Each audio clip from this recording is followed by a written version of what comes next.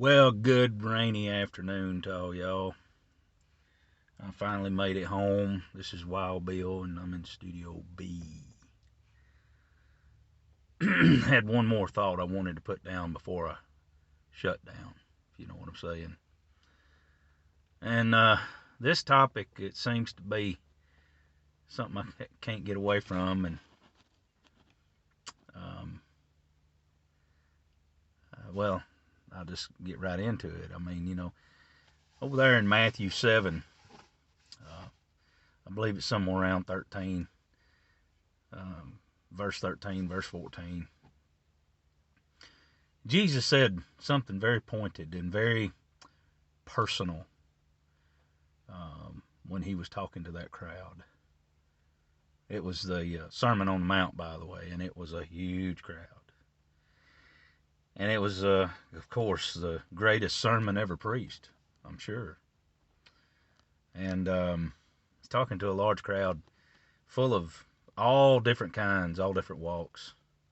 And he finally brings them to an invitation. I mean, it's decision time on the mountain, right? And he says something like this. I'll probably butcher it, but he says, "Enter through the narrow gate." It's it's the invitation. He's telling each one, not all y'all, the whole crowd. He's talking to you and to me. And he says, "Enter through the narrow gate. For the gate is wide and the way is broad that leads to destruction." And he said, "There are many who enter through it." And he says, "For the gate is small and the way is narrow that leads to life." And I'm sure he's talking about eternal life. "And there are few who find it." Many and few. There ain't going to be this huge harvest. There's going to be more tares than they are wheat. And you know what happens to the tares. And you know what happens to the wheat. So he's giving those guys an invitation. It's something to think about.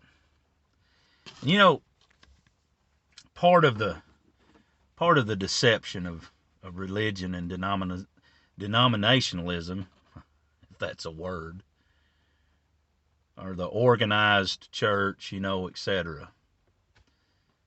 Groups, is its collective nature. Um, you know, if people who are a part of a certain religion or group, they may feel a certain amount of comfort because they're not alone.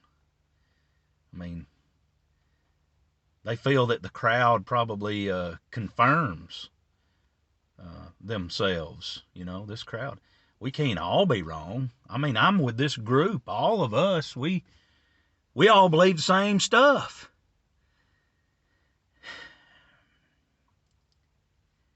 That's part of the deception about that, And we all need to be careful because we don't slide in on coattails. We don't slide in on our group. I think it's somewhere in Old Testament over in Deuteronomy it says, "Do not run with the multitude to do evil." And evil just simply means anti his instructions, anti his word. You need to search the scriptures daily to find. You need to examine yourself as to whether you're in the faith or not. You need to look at your life and yourself to see if you're entering through the narrow gate. And what is that gate? It's Jesus. Are you continuing in his word? Am I continuing in his word? If I continue in his word, I'm his true disciple. And you are too. And that way is narrow and it is hard. It's not easy. I mean, why did Paul say so many different places, suffer hardship as a good soldier? Suffer have the fellowship of sufferings with the Messiah. A servant is not greater than his master. But the broad way, the wide way is easy. Anything goes. You can come up with any religion you want to, any rules you want to. You can live by what's right in your own eyes. You can determine what you want your religion to look like. But I'm telling you, that broad way, that way where you just do whatever you want to and expect him to say it's okay, that way leads to destruction. It is narrow and hard pressed. It is not easy. And this is something that ought to cause us to fear. It ought to force us to say, have mercy on me. My master, have mercy on me. I know I'm a sinner.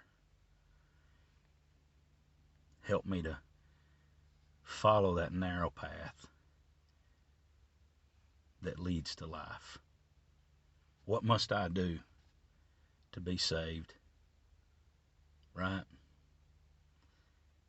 Stay humble, my friends. Take it all with a grain of salt, though. I could be wrong.